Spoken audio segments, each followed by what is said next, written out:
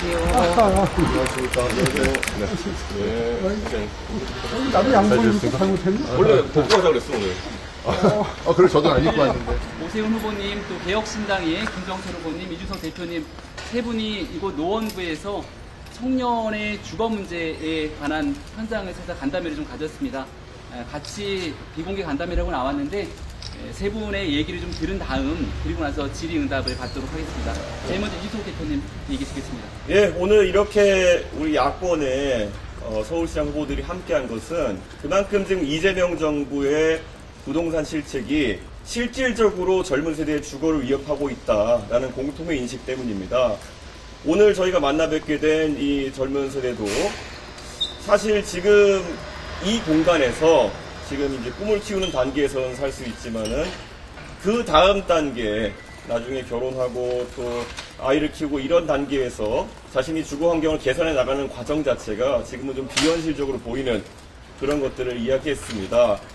우리가 뭐 대출을 받아서 전세를 살고 또 집을 사고 이런 것들이 사실 우리가 생각해왔던 그 주거 환경에 있어서 개인이 한 단계 한 단계 밟아가는 과정이었는데 이번 정부의 아집 때문에 그 사다리가 막혀버린 것이 젊은 세대는 절망으로 다가오고 있다 이렇게 말씀드립니다. 그래서 야권에서는 사실 지금 이재명 정부의 부동산 대책에 대해서 굉장히 우려스러운 입장을 가지고 있고 또 각 당이 그에 대한 대책을 통해서 또 주거 안정을 이루기 위해서 경쟁하는 그런 관계 속에서 이 이슈가 좀 더 부각되었으면 좋겠습니다. 의식주 중에 주가 위협받고 있는 상황인데 지금 뭐 여권에서는 계속 공소취소니 이런 분불되는 얘기만 하고 있고 저는 젊은 세대 그리고 우리 다른 세대 포함해가지고 주거 안정을 이루는 것 이거에는 야권이 같이 목소리 높일 부분이 있다. 저는 그렇게 생각합니다. 김정철 후보님. 네. 안녕하십니까. 개혁신당 서울시장 후보 김정철입니다. 우리 이재명 정부의 부동산 정책으로 인해서 실질적인 공급이 이루어지지 못하고 있습니다. 수도꼭지를 막고 어떻게 물값을 잡을 수 있겠습니까? 그러한 공급 정책의 미스, 부동산 정책의 잘못된 판단으로 인해서 그것이 결국은 현재 청년, 그 다음에 취약계층의 부동산 문제까지 전이되었다고 생각합니다. 금방 우리 이준석 대표께서 말씀하신 것처럼 주거의 사다리가 무너지고 있는 이 부분, 저도 과거에 고시원에 살았습니다만 그 고시원에 살았을 때와 지금이 그렇게 30년이 지나가고 20년이 지나간 이 시점에도 크게 변화가 없는 이런 점들에 대한 문제를 우리 모두 공감하고 이 부분에 대한 대책을 마련하기 위해서 이 자리에 섰습니다. 또 하나 우리 오세훈 후보님도 옆에 계시지만 과거 이제 전세 피해자 분들이 계십니다. 그분들도 역시 같은 이런 지금 청년의 문제를 그대로 겪고 있을 뿐만 아니라 제가 과거 라인펀드 피해자 대리를 했던 거와 마찬가지로 사실 안심이라고 하는 그것을 믿고 들어갔다가 피해를 입은 분들이 굉장히 많습니다. 이 부분에 대해서도 서울 지자체 그 다음에 제가 시장이 되면 반드시 그 부분을 개선하고 피해를 보상하고 그들의 주거를 안정시키겠다 이런 말씀을 드리도록 하겠습니다. 오늘 청년과의 이야기를 통해서 그 다음에 우리 주거에 걱정을 많이 하고 있는 우리 국민들을 대신해서 대한민국 정부의 부동산 정책을 비판하고 그거에 대한 그 대책을 지금 마련하고자 이 자리에 섰습니다. 저는 부동산 정책과 관련되어서 부동산을 석방하라 라고 이야기를 했습니다. 정책을 발표한 바 있습니다. 그 이야기는 곧 부동산에 대한 규제를 대폭 완화하고 이제는 공급 중심의 그리고 행위에 대한 규제, 다시 얘기하면 잘못된 거래를 규제하는 것에 집중을 해야지 무작정 수도꼭지를 막듯이 막아서는 부동산 정책을 그 부동산 불공급의 문제를 해결할 수는 없다. 이 점을 다시 한번 말씀드리겠습니다. 감사합니다. 네, 이어서 오세훈 후보님의 얘기 듣겠습니다. 네, 지금 현재의 부동산과 관련해서 부동산을 소유하고 계신 분들도 계속 보유를 하려고 해도 보유세 때문에, 하려고 해도 양도소득세 때문에 많은 고통을 받고 계시지만 실제로 가장 큰 고통을 겪고 계시는 분들은 전세, 월세, 실수요자분들이십니다.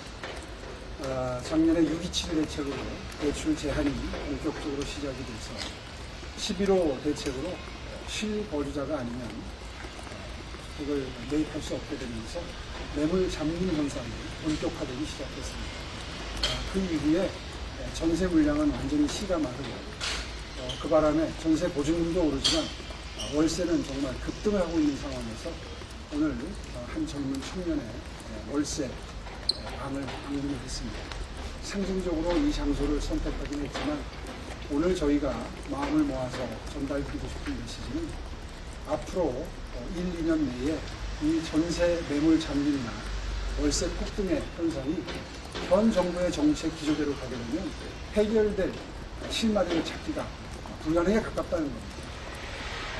이재명 대통령이 아주 조심스럽게 지금 현재의 정책을 유지하는 한 이렇게 선의의 피해자들, 특히 가장 주거 문제에서 약자라고 볼 수 있는 전세, 월세, 매물을 찾는 분들에게는 고통의 세월이 될 수밖에 없다. 이 점을 다시 한번 강조해서 말씀드리고요. 이번 지방선거가 그러한 정부의 잘못된 전월세 대책에 대한 경종을 울리는 그런 기회가 되었으면 합니다. 서울시는 저 오세훈 후보는 약 7만 4천 호 정도의 청년 원룸, 새싹 원룸이라고 이름을 붙였는데 한 10,000가구 정도를, 10,000호 정도를 SH공사가 임차를 해서 싼 값에 청년들에게 임차를 해드리면서 한 3천만 원까지는 무이자로 금융 비용을 낮춰드림으로써 실질적인 혜택을 드리는 정책을 시작으로 해서 월세 지원까지 한 7만 4천 호 정도의 청년들이 저렴하게 이용할 수 있는 그런 임차형, 월세형 주거를 공급할 계획입니다.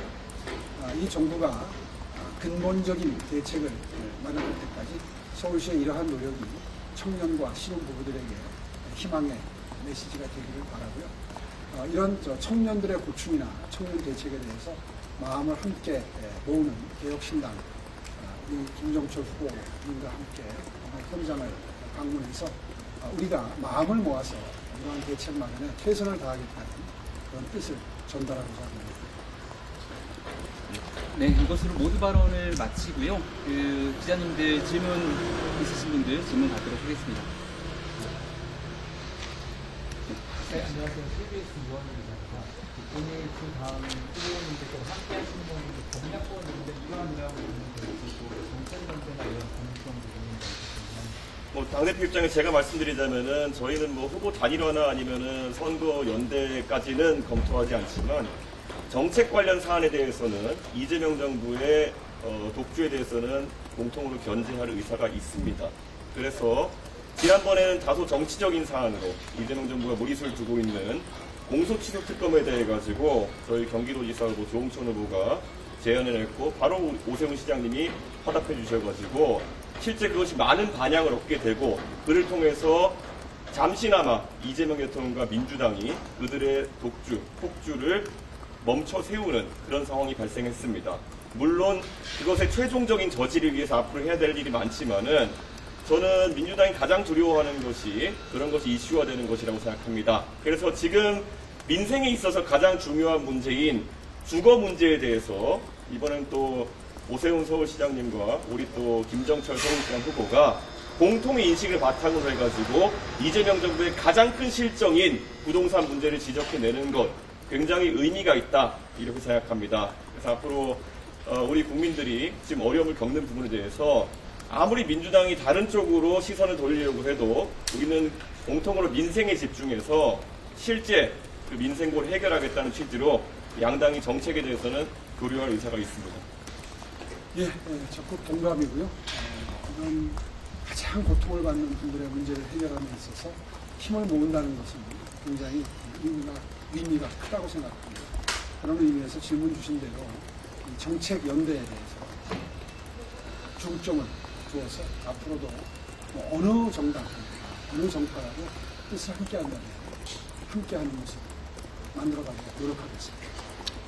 저 역시 어떤 정책적인 부분에서 함께 연대를 하고 그런 이재명 정권의 잘못된 부분, 이런 부분을 비판하는 부분에 동참하겠다는 의미로 이 자리에 섰습니다.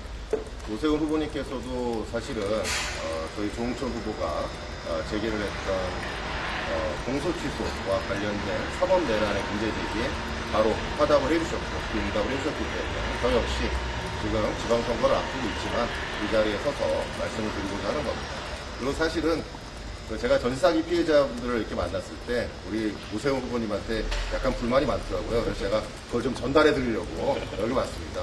사실 그 안심주택이라는 그 부분 때문에 여러 가지 그 피해자분들의 마음이 많이 닫혀있기 때문에 그런 부분도 같이 이야기를 나눠서 함께 그런 부분도 해결해야겠다라고 생각을 해서 이 자리에 섰습니다.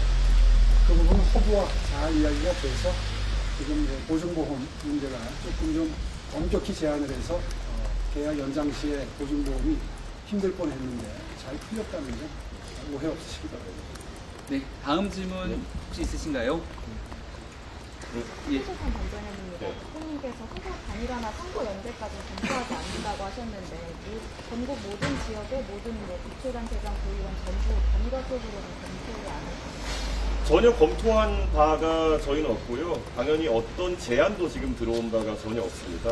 그렇기 때문에 그것은 뭐 자연적으로 당연히 논의가 될 일이 없는 것이죠. 그리고 이 양당의 경쟁 체제가 오히려 가져오는 그 장점들이 저는 있다고 생각합니다. 특히 아까 공소취소 특검이나 이런 부동산 문제에 대해서 공통으로 이재명 정부의 실정 문제들을 환기시키는 것이 저는 선거 분위기 일신에 도움이 된다 이렇게 생각하고요. 앞으로 이런 협력은 어떤 단위에서 제안하든지 간에 검토하겠지만은 너무 정치적으로 맹호되어서 단순한 산술합을 기대하는 그런 단일화나 이런 논의는 저는 좀 지금 상황에 적절하지 않다고 생각합니다. 네, 공감입니다. 이런 그 민생 사안을 놓고 더군다나 극도의 고통을 겪고 있는 서민들의 또 우리 청년들의 사안을 놓고 정치적인 어떤 이합 집산이나 이해관계를 논하는 것은 사치스럽다고 생각합니다. 앞으로도 뜻을 함께 모을 수 있는 부분에 대해서는 함께 모아나가도록 하겠습니다. 개혁신당은 독자적인 가치를 가진 정당으로서 단일화의 문제를 명확히 선을 긋고 있습니다.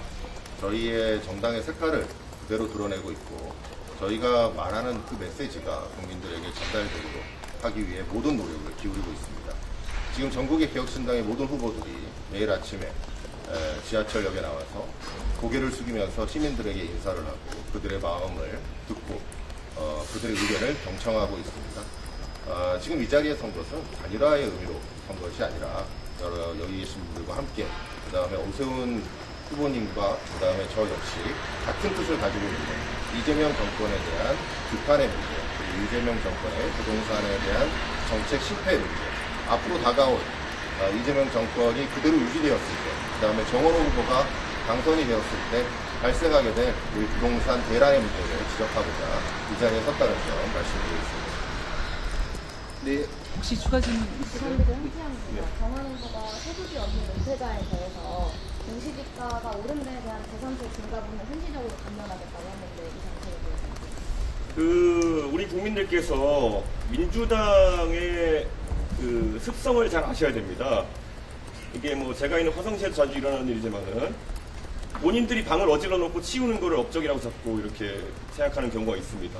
그런데 항상 민주당의 방법이라는 거는 구호를 크게 세워가지고 완전히 평지풍파를 일으켜놓고 그걸 나중에 여론에 밀려가지고 완화하고 하는 것을 선심 쓰듯이 하면서 국민들에게 조삼모사를 계속 하고 있습니다.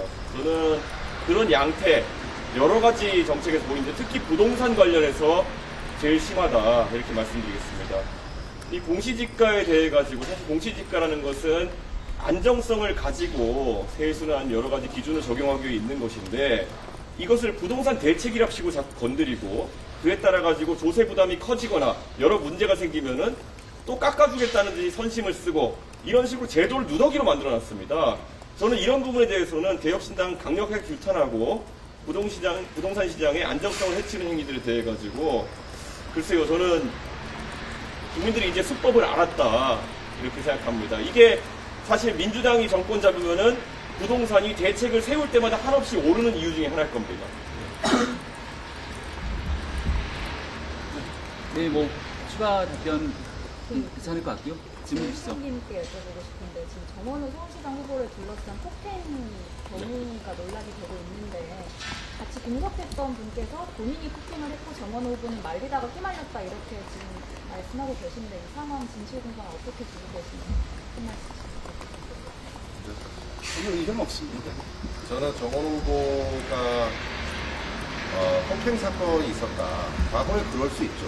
그런데 그 이야기를 하면서 처음으로 말한 내용이 5.18 문제로 정치적 견해로 다투다가 그런 폭행이 발생했다라고 얘기를 하는 겁니다. 거기 현장에서 누가 먼저 폭행을 했고 누가 말렸고 저는 이건 본질이 아니라고 생각합니다. 진짜 본질은 그 과거의 폭행 사건이 있었던 사실에 대해서 5.18 문제로 다투었다라고 하는 5.18 정신을 훼손하는 데 있다고 생각을 합니다.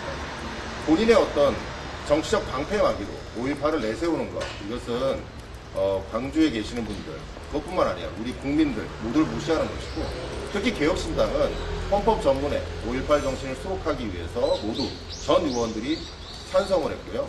그리고 5.18 묘비 하나하나마다 7시간 반 동안 900 몇십 개에 해당되는 곳에 헌화를 해가면서 진정성을 보여드린 바가 있습니다. 그런 개혁신당의 입장에서 바라봤을 때에는 아무리 본인의 폭행 사건, 과거의 폭행 사건을 변론하기 위해서 또는 방어하기 위해서 그렇다 하더라도 5.18 이야기는 하지 말았어야 한다고 말씀드리겠습니다. 네. 이 정도면 대략 질문이 좀 된 것 같습니다. 예, 오늘 아침부터 함께 해주셔서 고맙습니다. 네, 감사합니다. 자, 수고했어요. 네. 아이고, 예. 그래. 주말 아침에 고맙습니다. 감사합니다. 네, 고맙습니다. 네, 고맙습니다. 요즘 뭐좀 받아? 인제 못 봤지? 아, 오늘.